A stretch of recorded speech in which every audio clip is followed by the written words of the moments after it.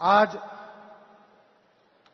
वक्फ जो बिल लाने के जो सेंट्रल हुकूमत तो कोशिश करती है, वो कोशिश को नाकामयाबी के लिए हम सब लोग एकता से आगे बढ़ना है।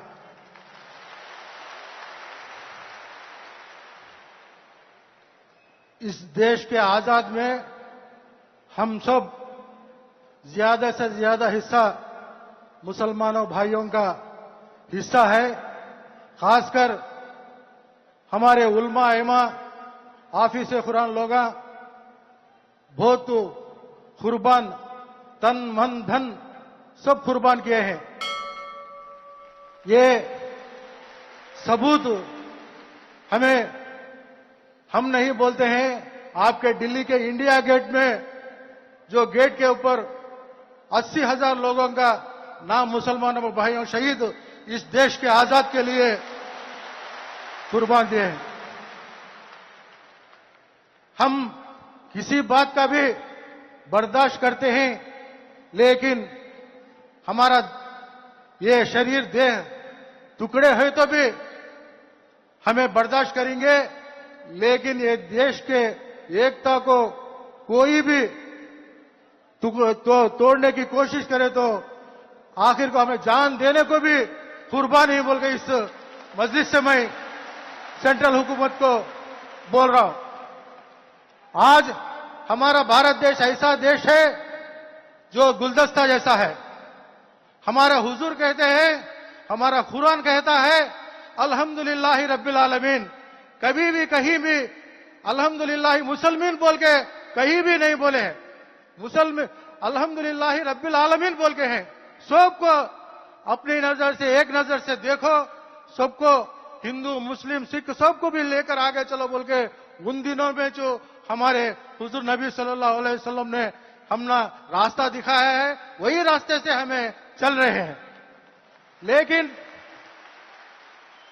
हमारे ये भारत देश की बदकिस्मती है, पिछले 10-12 साल से जो नहीं होना था वो होने की कोशिश करे हैं। लेकिन हमें मुसलमान हमारा जान इस देश के आजाद के लिए कुर्बान दिए हैं, लेकिन हमें कभी भी आके आपके पास हाथ नहीं फैलाए। हमें इस देश के आजादी के लिए, इस देश के आगाजी के लिए हमें हाथ बढ़ाए और हमारा हाथ ऐसे ही करके आज तक चले आ रहे हैं। लेकिन आज जो हो रहा है, आप सब लोगों को मैं इस समय बताना चाहता हूं। हमारे वजीर आला नारा चंद्रबाबू नायडू साहब एक सेक्युलर माइंड के आदमी हैं। उसका मिसाल बोलता हूं मैं।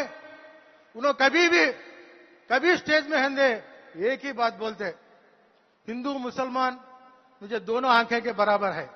एक आंखी को मान लगा तो पूरा जिस्म को तकलीफ होता, मैं बर्दाश्त नहीं करता हूं।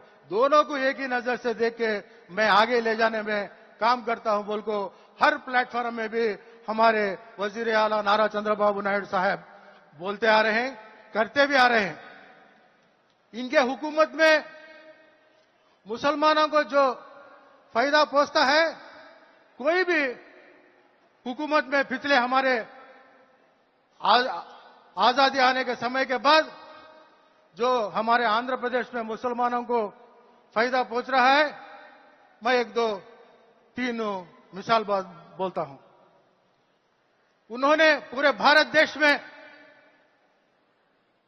मौजन और पेश मामलों को हानरी के एक उनको तनख्वाह देना बोल को इज्जत माफ से हर महीना भी उन्होंने ये लागू किया है। हर महीना भी मौजन पेशमाम लोगों को गवर्नमेंट की तरफ से हानरी देना है। भारत देश में पहले लागू करे सो कौन बोले तो चंद्रबाबू नायडू साहब। और रमजान का महीना आता है, रमजान का महीना है तो जो आंध्र प्रदेश में कितने मस्जिद हैं कि हर मस्जिद को भी रमजान के महीने में जो चूना मारते कुछ रिपेयर है तो हर मस्जिद को भी हुकूमत की तरफ से कुछ ना कुछ लाख रुपए जो मस्जिद का वो ये रहता वो इससे हर मस्जिद को भी हुक्म दिया जाता था।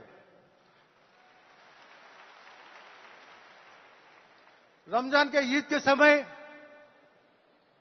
चंद्रना रमजान तोहफा बोल के हर गरीब भी रमजान की ईद खुशी से गरीब मुसलमान कर लेना बोल के हुकूमत के जानिब से हर मुसलमान को परिवार को रमजान तोहफा चंद्रना बोल के दिया जा रहा है। और खासकर जो मुसलमानों बच्चों में मुसलमानों तकवे में ज्यादा से ज्यादा गरीब तबका रहता है, उसमें अच्छे बच्चे पढ़ लेने वाले रहते हैं लेकिन इनके पास मालियती हालत बराबर नहीं थी।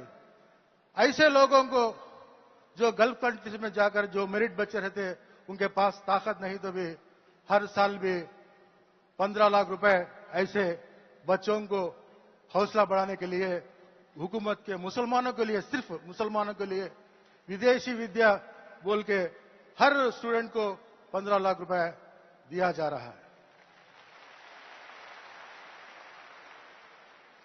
और हमारे यूनाइटेड स्टेट में जब था आंध्र प्रदेश तेलंगाना मिलकर एक हैदराबाद में ऐसा हज हाउस बनाए पूरे भारत देश में एक नमूना का जैसा था। जब हमारा स्टेट टूट गया अलग हो गया तो जब उस समय हमें जाकर सर हमारे को हज हाउस नहीं बोले तो जब उन्होंने आंध्र प्रदेश में 23 डिस्ट्रिक्ट्स में एक हज हाउस था हैदराबाद सिटी में, अलग होने के बाद विजयवाड़ा में एक हज हाउस और हमारे कड़पा में एक हज हाउस 30 करोड़ रुपए से कड़पा में बने और 80 करोड़ रुपए से विजयवाड़ा में हज हाउस काम हो रहा है। ऐसा इंसान हमारा वजीर आला जो मुसलमानों को कुछ नुकसान पहुंचने की बिल पर उन्होंने किसी हालत में भी उन्होंने उसे लागू नहीं होने देंगे।